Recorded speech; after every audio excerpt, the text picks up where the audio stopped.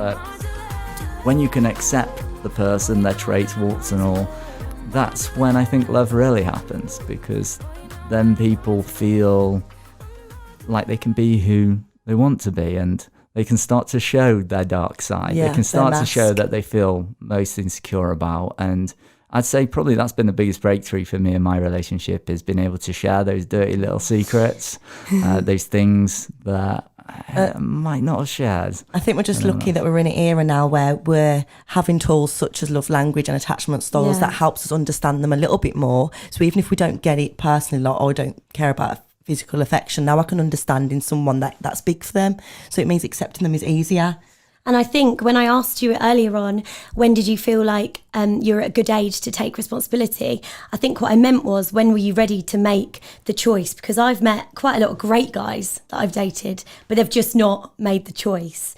It might be because I'm not the right person for them. It might be because they weren't ready at that time. But we've also spoken about this. Two people need to be absolutely ready to commit to each other. And that's where I think timing can come into. Your timing has to sync up with two people as well as accepting. There's just so many things, so many factors. Because I think time can get in the way. People say, it doesn't if they're the right person, but sometimes I think, time can get in the way if someone moves to America for a career or whatever happens.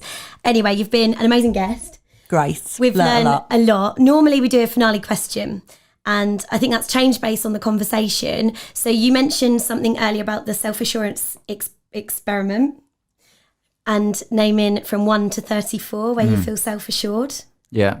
Are you able to put yourself on a number? Where I am, I'd probably say it depends on the context. Yeah. So in business, I'm like a 2.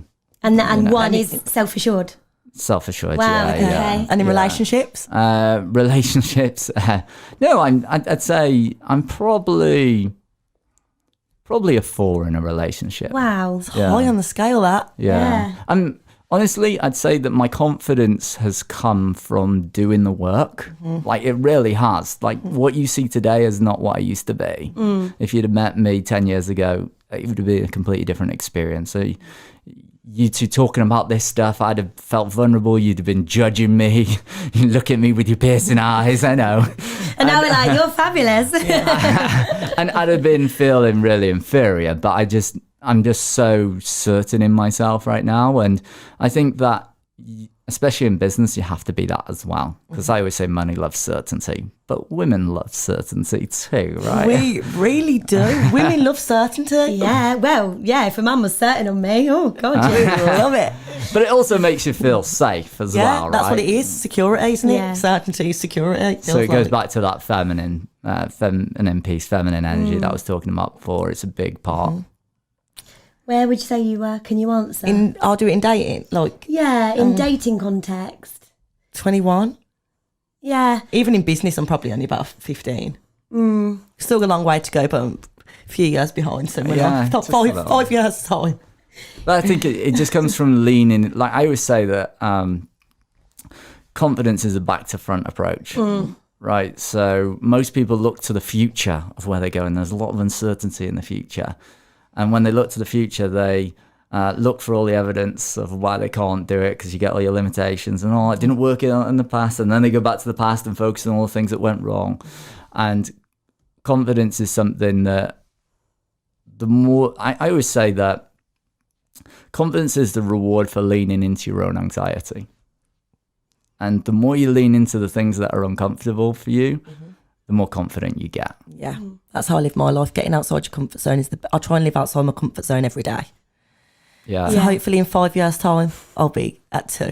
What about you, Daisy? I think, it's really hard. In terms of self-assurance in myself, I think I'm quite close to the beginning. Like, I'd say, like, in myself, like 4 or 5 in terms of, like, business and me as a person and my friends and how I treat people.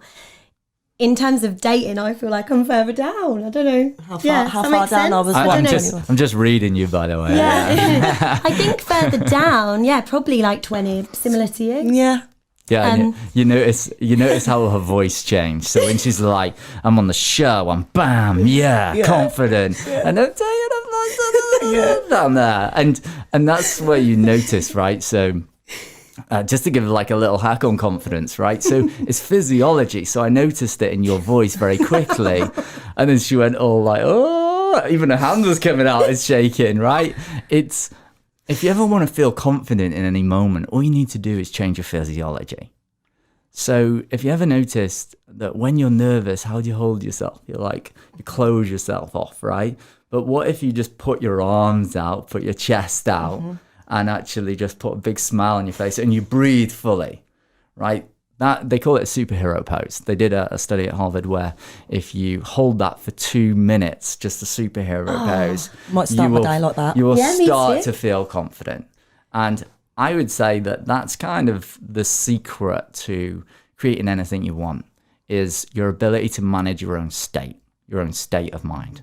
When you can manage how you feel in any moment, then you'll be able to do the things that you want to do in any moment. And I think whether we're talking about dating, whether we're talking about relationships, whether we're talking about business, if you want to have something in your life, if you can manage your state of mind to say, I'm freaking going to have that, and you have the ability to just go after it, hey, you'll always get what you want. And if you don't get what you expect yourself to get in that moment, it's exactly what you need. What a gem to end it on. I know, amazing. Thank you so much. Thank Jay you. Williams, you've been amazing. Mindset Thank coach. you. We'll pop all of your details in the bio so that people can also check you out on your socials. Hey guys, I'm Daisy. And I'm Sean. And remember to like, follow and subscribe if you want to see more great content with us, and of course our amazing guests. And lots of dating advice and lessons learned. We can't wait to see you next week.